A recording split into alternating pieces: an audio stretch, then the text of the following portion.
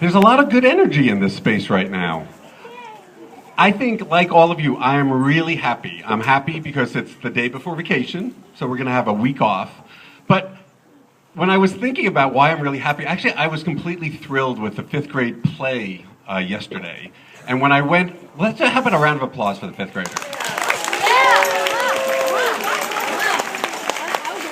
But last night when I went home, I was thinking about the play, and I guess I had Fiddler on my mind. I was thinking of Megan, and I was thinking of Olivia doing violin, and it made me remember a story that I heard about another violin player, somebody even more famous than Olivia. It's a professional violin player named Joshua Bell, and he is probably one of the 3 or 4 most famous violin players in the whole world. He travels all over giving symphonies, he has CDs, big shot. Not only is he a really talented violin player, he also has a very special violin, which is why he gets a lot of attention. He has something called a Stradivarius violin. And I don't know much about violins, but I know the name Stradivarius. I guess Stradivarius made violins in the 1700s, and some of those violins are still around today, and they're worth a lot of money because they're particularly beautiful sounding violins, and they are worth lots and lots and lots of money. So this fellow, Joshua Bell, has a violin that he purchased for $3.5 million. So he's the best violin player in the world. He has one of the best violins in the world. And a couple of years ago, he did this very interesting thing in Washington, D.C. He had just given a performance in the Symphony Hall there that was sold out. I think the seats were $200 each.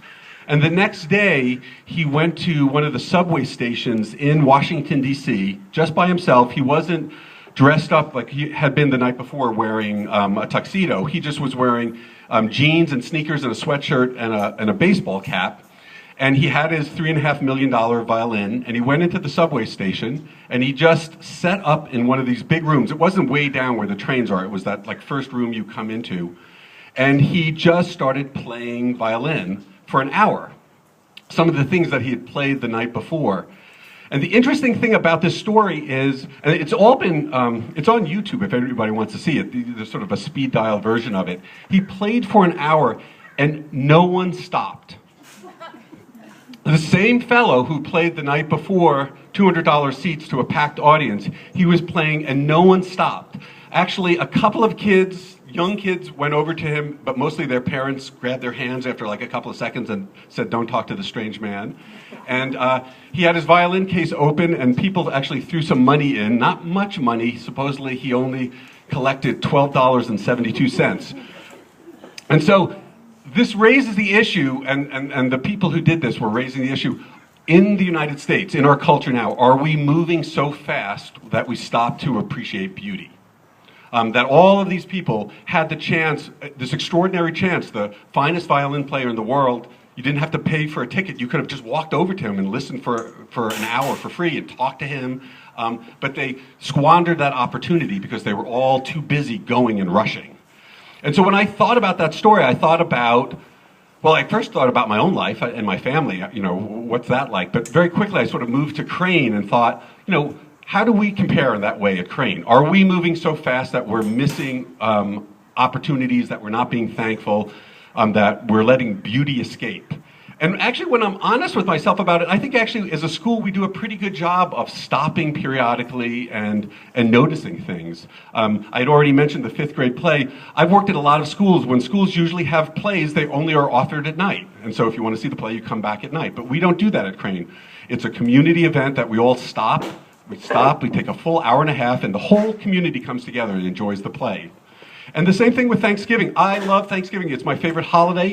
It celebrates American history. It has pretty good food for a holiday.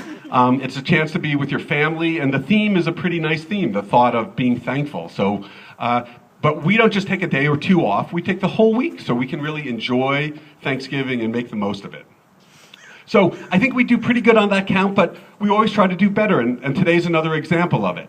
So right before we do the feast, we're going to do our traditional ritual here at Crane. So if everybody can reach around to your table, hold hands with people next to you, Even if your tables are separated, you can bridge the gap. And parents, you too, I know you have important things in your hands, but how about you put them down for a second? It's kind of a nice moment.